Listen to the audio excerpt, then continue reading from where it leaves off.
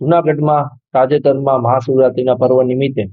મેળાનું આયોજન થાય છે ભવનાથ ખાતે, જેમાં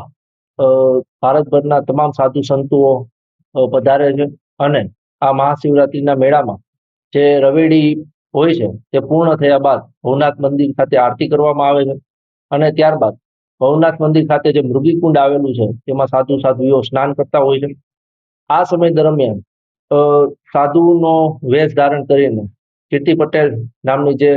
વ્યક્તિ છે, જે સોશિયલ મીડિયામાં ખૂબ જ પ્રખ્યાત છે,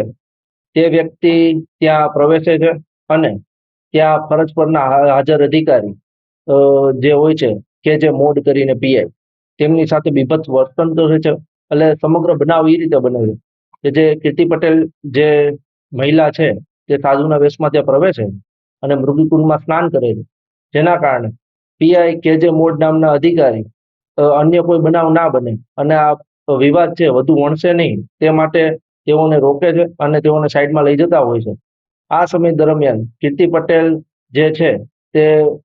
મહિલા અધિકારી સાથે ખરાબ વર્તન કરે છે, અશોભનીય વર્તન કરે છે અને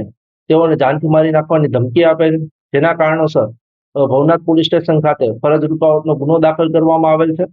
અને આ જ સમય દરમિયાન અન્ય પણ એક ફરિયાદ દાખલ કરવામાં આવેલી છે, જેની વિગત એવી છે કે મહામંડલેશ્વર સ્વામી બજરંગદાસ બાપુ કે જેઓએ સોશિયલ મીડિયામાં આ જે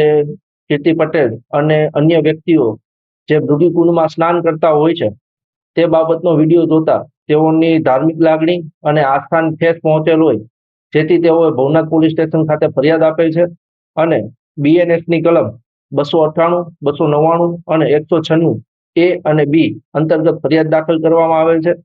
જેમાં જે કોઈ પણ વ્યક્તિએ